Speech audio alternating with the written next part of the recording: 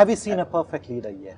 Or is there something called a perfect I've seen a perfect leader, yes. I'm a strong believer of our Prophet Muhammad, peace be upon him. It's not only my statement to him. Those who study the life of Prophet Muhammad, peace be upon him, in a very, very close, have decided that he has almost 57 qualities of leadership, which all the business schools worldwide, they have tried together what is the qualities of the leadership, and they came up to almost together when they summed them up, about 57 qualities. And Michael Hart is American Jewish historian, back in 1978, has written a great book. That book has sold more than 5 million copies so far of that book, and that book still exists, called The 100 Influential Persons in the History. And he put Prophet Muhammad, peace be upon him, on the first. And he said, I know that is going to be a very, very big debated point, being being a Jewish and being against the Christians and the other leaders who made in the scientific term and other. But he said this is a very fair assessment. After studying his life, I came to know that yes, he possesses all those leadership qualities. So I strongly believe on that. And a person who keeps learning. Myself, I believe even the office boys around here, even those who, have low-key positions, as we say, they do have a leadership qualities within themselves. Prophet Muhammad, may peace be upon him, had 57 qualities of leadership. Can you tell me, Nutan, one quality which you consider the most important in a leader? Ability to take a decision. To take a decision. Even I believe Prophet Muhammad, peace be upon him, as a perfect leader. Even when we are doing the business, I take the reference of how he used to do the business and how he used to talk to the people and the ways of creating leaders for tomorrow. Can you tell me one quality amongst this? Yeah, he had advised that when you want your children to be a leader, never have an harsh behavior. A leader should not be harsh. Yeah. Dolly, one characteristic of a leader you think is very important? Yes, I've thought about it. I guess after thinking a lot, one quality a leader should possess is persistence. Yes, I think after taking a decision, the leader should stick through the goal. There might not be an easier way out. The followers might not follow you after some time. So the leader, if he's very sure about the goal, I guess he should stick on to it. Persistence, she says. Have you had failures in your 10 years as DG in your life? Very much. I mean, I wouldn't see a leader without making mistakes and sits back. It's always there. Because at the end of the day, we're a human being. We're not aliens coming from outside the world and try to make a difference in the societies. I did, but when you live the vision, you can easily come back over the situation. Because one of the leadership qualities I strongly believe in, flexibility and adaptability. That you're very flexible, that it depends on the situation, you can really move around. And then adaptability of the change. If there's a change, you know how to deal with that change. And this is the most important thing. And again, persistence. You have to keep hitting hard, keep moving forward, because you have the vision with you. So you don't fall apart. So leaders make mistakes. Leaders do make mistakes. That is how they come up and become leaders. Without failures, you can't get onto a success. You got to experience one failure or two failures and then build up from that. We normally associate leaders with power. Yeah. You think that is the characteristic of a leader? I don't think. It's all about your quality, character, how you are talking, how you are making the followers understand, how you are motivating them, how it helps the follower to self-motivate yourself. It all depends on that. See, only having the power doesn't What do make you sense. think is the most powerful power that a leader has? To my mind, it's the power. The leader's power is the power to influence people. Right. The power to convince them, Communicate. Communicate and influence them. Communication, because they say great leaders are great communicators, by all means. Yet you need the power. You need your followers should know that you're really strong enough. You can defend them, you can protect them. So you need to have the physical evidence that you're really strong enough first. Second, leadership is about communication. And communication, you need to understand the way how your followers, accept the statement or the vision you say, because not of them are good listeners, right? So sometimes you need to use the body language to convince them of a certain way to communicate a certain message.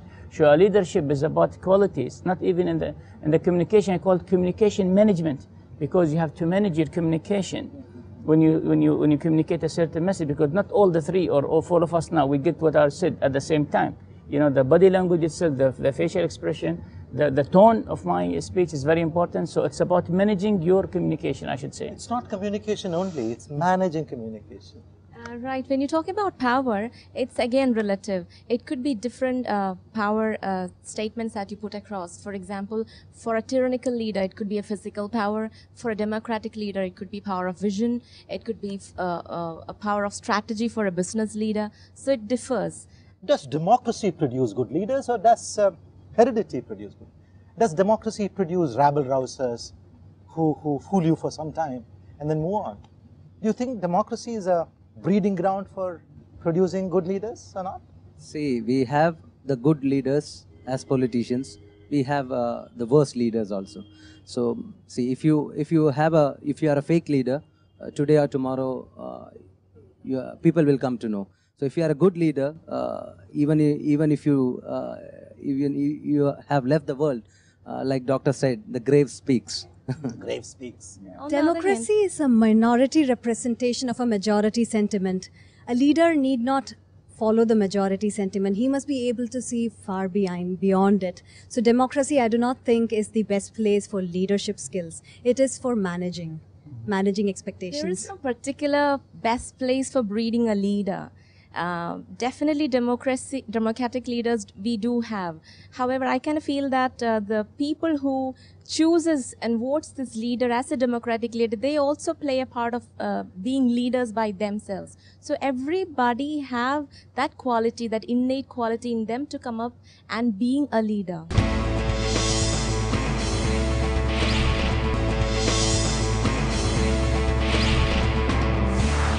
You come from a country where there are no democratic leaders. There's hardly any democracy. Right. So do you think a leader who's born into the family makes a better leader than a leader who is thrown up through a democratic process? It is a better leader, well, for one reason, because based on the culture now, the one who leads the country there is the best among that royal family. It's not that someone who comes and says, oh, I am the person for this position.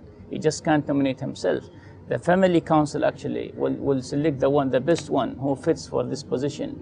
And it's been here for the last more than 500 years now. So this is something, a working model. It's not that something that, we feel bad about it so far. But again, that is bad. About it. We're very good about it. Because What about rich. the Arab Spring? The Arab Spring was an effort at democracy, but it seems to have failed throwing up good leaders. Again, right from the beginning, because everything starts with a vision.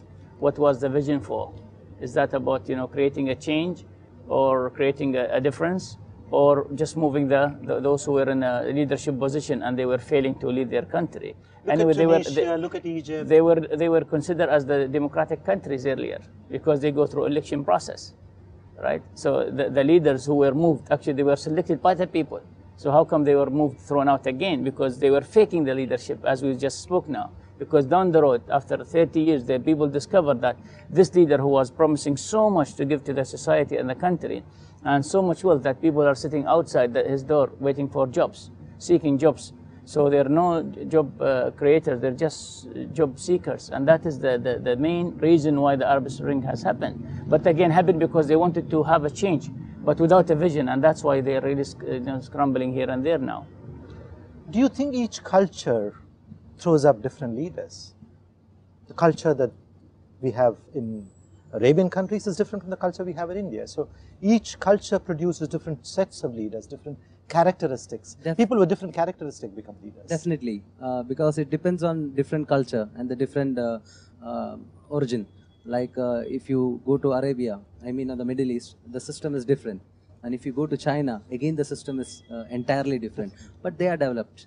They are developed more than India. So we have a different democratic system. So it differs. Why is there this gender bias in leadership? Why are so few women leaders? I kind of feel that we do see women leaders a lot. You look at any Seriously, household. not so many. If you look at any household, it's all leaders out there. That's you right, see. in the household. Yes, when you look at the social and cultural phenomenon in outside Political, the scenario, religious leaders. yes, there we do have less women leaders. Why? Because women are still coming into picture, coming outside. It's a little slow that women are coming outside. But when you look at the statistics, there is some 30-40% increase, incremental of women coming. What do you say, men or women make good leaders?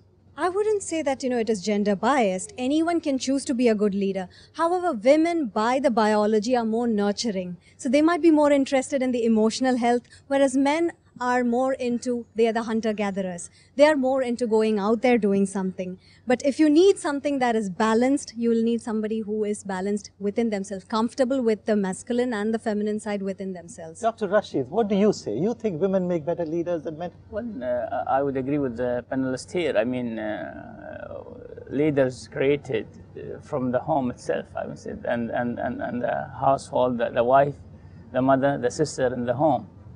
By all means, she contributes because she creates the environment for the leader really to have his leadership environment. And I would agree that probably some of them, we know throughout the history, I really don't have a justification or why, but yes, they are great. I mean, you go throughout the history, there's so many good names are written and they've been thousands of years around us, yes. No matter how many strides we've taken over the years, as a female, you still have certain people lovingly pulling you back. So when you have to break all that and go out there, it's not easy. It's much easier being a man. Lovingly pulling you back, that's interesting. I would support her because there are more challenges and struggles a woman has to face when they get into public, more than what men face. Any of you have children, daughters? You have a daughter. I do have You a won't daughter. lovingly pull her back, would you? I know, I'm really the one who's pushing her forward to come and really. Let me ask two final Right, questions. please. Do we need leaders? We do need, certainly we do. Can't we have a world without leaders where everybody is? Will be difficult. Will be difficult. The way how the human kind created this, we need leadership. And finally, my own point of view, we talked about so many different characteristics a leader has. To my mind, the greatest characteristic a leader should have is love. Love of his followers, love of his people. Isn't love the most important characteristic? It is one of them. Actually, there are four reasons for a better life. You need to love, to learn, leave a legacy.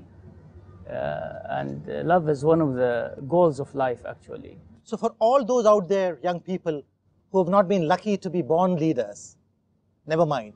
You can train yourself and become a leader on your own right. There is that possibility for you. Thank you for watching this show. Thank you for listening to us. Thank you, Dr. Aleem, once more for being with us, coming all the way from Sharjah. Be sure to be back next week to watch the next episode of Youth Xpress.